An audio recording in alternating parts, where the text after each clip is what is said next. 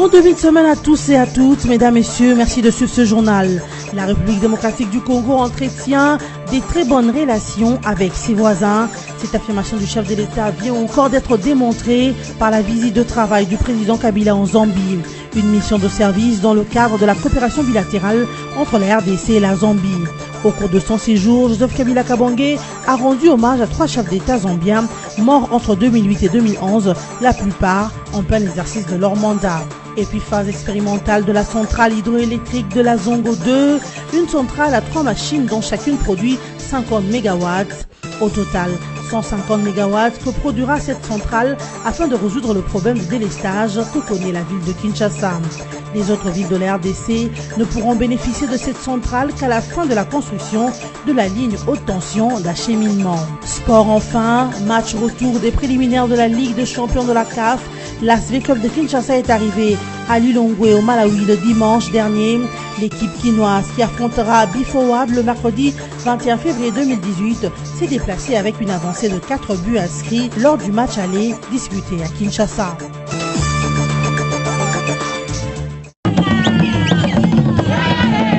Le chef de l'État congolais a séjourné ce week-end en Zambie. Joseph Kabila Kabange a effectué une visite de travail à Lusaka dans le cadre de la coopération bilatérale entre la RDC et la Zambie. Après l'ambiance d'accueil à l'aéroport international Kenneth Kaunda par la forte délégation de la communauté congolaise de la Zambie et des groupes d'animation zambiens, Joseph Kabila Kabange s'est rendu au State House, palais présidentiel zambien. Ici, il a été accueilli par son homologue Edgar Lungu. Les 2 chefs d'État ont eu un tête-à-tête qui a ensuite été élargi aux délégations de 2 pays, à l'issue duquel ils ont exprimé leur satisfaction. Pour Joseph Kabila Kabange, il est nécessaire d'établir et consolider la paix et la sécurité le long des frontières de 2 pays, car en effet, sans la paix, la coopération n'est pas possible. Avant de quitter le sol zambien le dimanche du 10 février dans l'après-midi, Joseph Kabila Kabange s'est rendu aux 3 mausolées d'anciens présidents zambiens qui ont marqué leur passage par la consolidation de la démocratie et l'engagement sur la voie de l'émergence. Joseph Kabila a rendu hommage au défunt président Frédéric Chuluba, mort en 2011, Michael Chilufiasata, aussi mort en 2011, et Lévi Mwanawasa, mort en 2008. Le chef de l'État de la RDC s'est aussi ressourcé auprès de Kenneth Kaunda, père vivant de l'indépendance zambienne. Il est aussi considéré homme d'État, visionnaire et dépositaire de la sagesse, parmi les rares que compte encore l'Afrique en général et particulièrement la partie australe. Joseph Kabila Kabange s'était fait accompagner d'une délégation conduite par le vice-premier ministre des Affaires étrangères, Léonard Sheokitundu, dans laquelle l'on comptait les ministres d'État au transport et voies de communication José Makila Soumanda, celui en charge du commerce extérieur Jean-Lucien Boussa et le ministre de l'Énergie Ngele Ifoto. Le directeur général des migrations François Béa était aussi de la partie. Maître Jean Bouyou Luyongola a été installé au Conseil national de sécurité du chef de l'État ce samedi 17 février 2018. La cérémonie a été présidée par le DIRCAB du chef de l'État Néhémie Mouilania au siège du CNS à Ngaliema. Une installation qui vient confirmer la nomination de Maître Bouyou au poste du conseil spécial du chef de l'État en matière de sécurité depuis le 15 février dernier. La nomination, mieux l'installation de Maître Bouyou au poste de conseiller spécial du président de la République met fin à l'épisode Pierre Lumbi, devenu il y a 3 ans opposant et membre du G7. Même si des sources dignes de foi renseignent que Bouyou Luyongola exerçait déjà ses fonctions avant sa nomination officielle. Deux coups de feu ont été échangés entre le policier et les criminels durant la nuit de samedi à dimanche 18 février 2018 dans la commune de Kandokou à Bukavu, au sud Kivu. Ces accrochages survenus à la suite d'une tentative de cambriolage dans une maison ayant remarqué les voisins qui ont aussitôt alerté la police en pleine opération de bouclage dans les quartiers. Les unités déployées sur place ont alors échangé des tirs durant plusieurs minutes avec les assaillants avant que ces derniers ne prennent la fuite. Quelques heures avant ces incidents, les forces de l'ordre avaient bouclé la commune de Kandokou dans la journée et ont interpellé 3 personnes dont une femme retrouvée avec plusieurs biens volés signalés à la police. Les forces de l'ordre les ont surpris également avec le tenue de la police et certains effets militaires. Notez aussi que la ville de Bukavu connaît depuis plusieurs semaines un regain d'insécurité. Des hommes armés non identifiés ont attaqué de plus en plus des domiciles des particuliers dans plusieurs communes de la ville. 3 personnes avaient trouvé la mort et plusieurs autres blessés le jeudi 15 février à la suite de cette série d'attaques des hommes armés. Le gouverneur du Sud Kivu, Claude Nyamungambo, invite la population à rejoindre la campagne Touchikinge, qui signifie que chacun s'y protège, une opération lancée par les autorités provinciales pour démanteler les réseaux de ces criminels. Le grand commandant de l'ADF, le général Mohamed, a été tué ce lundi 19 février matin par les forces armées de la République démocratique du Congo. C'était à 3 km en profondeur de Maïmoya, à Beni, que ce grand commandant de ce mouvement rebelle a trouvé la mort.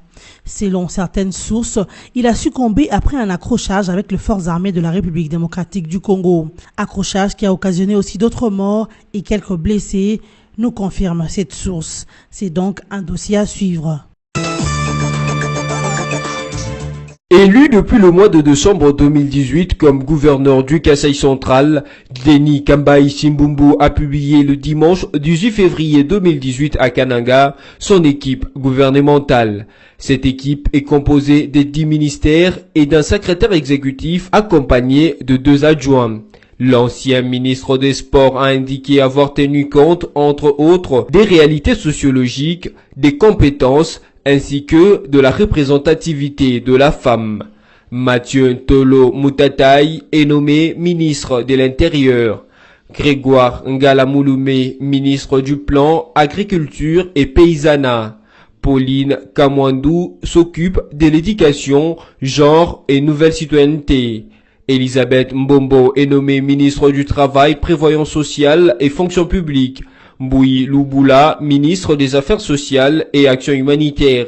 Retenez en plus que le secrétaire exécutif de ce gouvernement provincial du Kasaï central, Joseph Kachama, membre du mouvement social pour le renouveau MCR de Pierre Lombi, fera également office de porte-parole du gouvernement Kambaï. La centrale hydroélectrique des Zongodé a été mise en service depuis près d'une semaine, soit le 11 février 2018, après 5 ans de lancement des travaux de sa construction. Selon José Maolo, directeur de la SNEL chargé de l'équipement et électrification rurale, il s'agit de la phase expérimentale de la mise en marche de cette centrale. D'après les chargés de l'équipement, Zongodé pourra produire, avec ces 3 groupes, 150 MW de l'énergie électrique capable de résorber les déficits du courant électrique à Kinshasa, donc de résoudre le problème de délestage que connaît cette ville.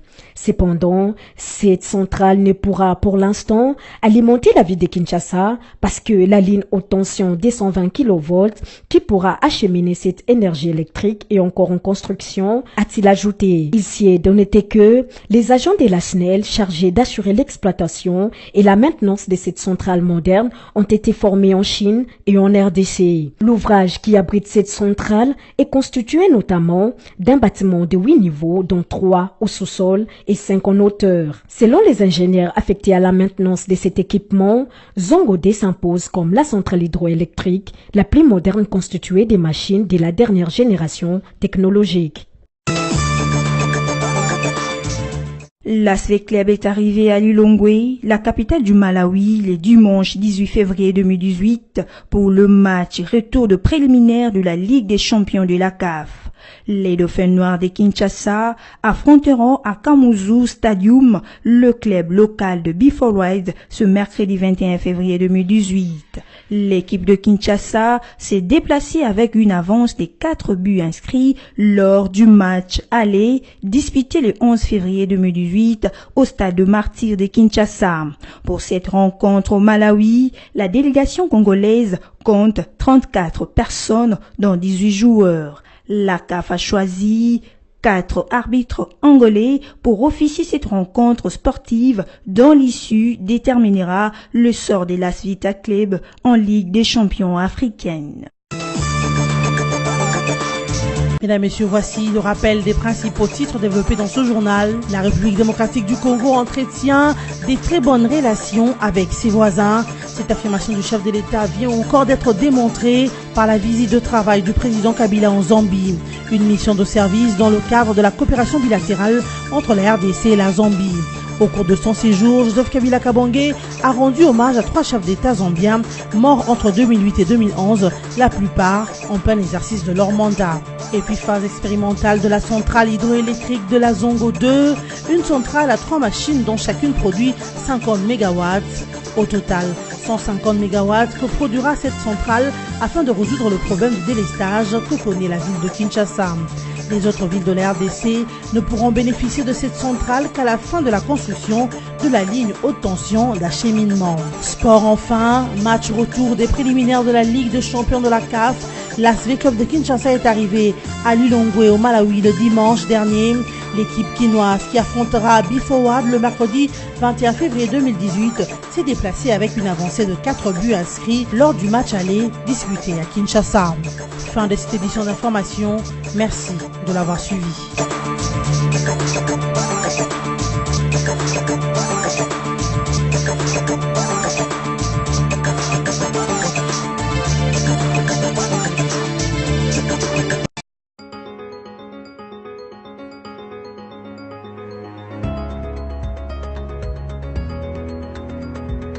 Mesdames et messieurs, bienvenue à la revue de presse de ce lundi 19 février 2018. Démarrons cette revue de presse avec les sites Congo Virtuel qui titre à sa une « Intox sur un faux accident de Kabila à Lusaka ».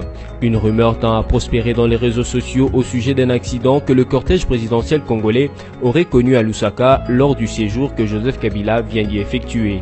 Une rumeur d'autant plus étonnante que la visite du président congolais s'est déroulée suivant un programme bien connu et qui était suivi aussi bien par les publics que par les différentes ambassades basées à Lusaka. La vérité est qu'il n'est rien de cette rumeur qui est une nouvelle intox bombardée dans les réseaux sociaux par ceux qui ne voient pas d'un bon œil la démonstration de bonnes relations que la RDC entretient avec ses 9 voisins, comme l'avait dit Joseph Kabila lors de sa dernière conférence de presse. En effet, pour la dernière journée de son programme dans la capitale zambienne, le président Kabila a débuté sa journée à 10h heure locale par la visite de 3 mausolées des anciens présidents Chilufwa Sata, Lévi Mwanawasa et Dr Frédéric Chiluba pour leur rendre hommage. Il s'est ensuite rendu auprès de l'ancien président Kenneth Kaunda à sa résidence située à 20 km de la capitale zambienne avant de se rendre à l'aéroport international de Lusaka pour regagner Kinshasa. À aucun moment, le cortège présidentiel n'a connu un accident de circulation durant le séjour du président Kabila à Lusaka. Poursuivons cette revue de presse avec Forum 2As qui écrit « À propos de sa candidature à la présidentielle de 2018, Félix Tshisekedi, il n'y a plus vraiment de mystère là-dessus. » Plus de doute, Félix-Antoine Tshilombo Tshisekedi sera candidat à l'élection présidentielle dès décembre prochain. L'intéressé l'a dit à haute et intelligible voix le samedi 17 février 2018 en Belgique devant le membre de la fédération Belux. Fachi, comme l'appellent affectueusement ses partisans, s'est exprimé sur la situation de la RDC et les enjeux politiques de l'heure. À la question « Félix Tshisekedi candidat à la prochaine présidentielle en RD Congo ?» Voici la réponse du fils Tshisekedi. « Le moment venu, je me prononcerai, mais je crois qu'il n'y a plus vraiment de mystère là-dessus.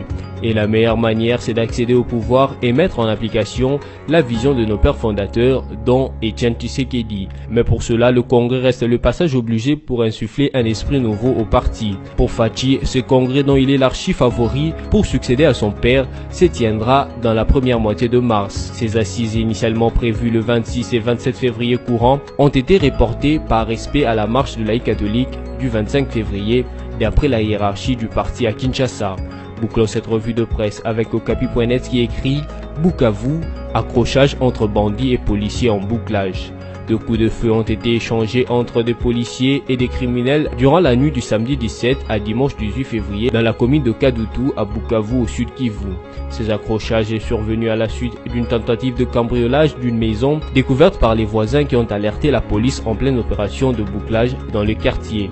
Les unités déployées sur place ont alors échangé des coups de feu durant plusieurs minutes avec les assaillants avant que ces derniers ne prennent la fuite. La ville de Bukavu connaît depuis plusieurs semaines un regain d'insécurité. Des hommes armés non identifiés attaquent de plus en plus de domiciles de particuliers dans plusieurs communes de la ville. Jeudi dernier, 3 personnes avaient trouvé la mort et plusieurs personnes blessées à la suite de cette série d'attaques des hommes armés contre les habitations des civils. Le gouverneur du Sud Kivu, Claude Nyamugabo, invite la population à rejoindre la campagne Tujikinge lancée par les autorités provinciales pour démanteler ces réseaux des criminels. Cette revue de presse est terminée. Merci à vous qui l'avez suivi et bon début de semaine à tous.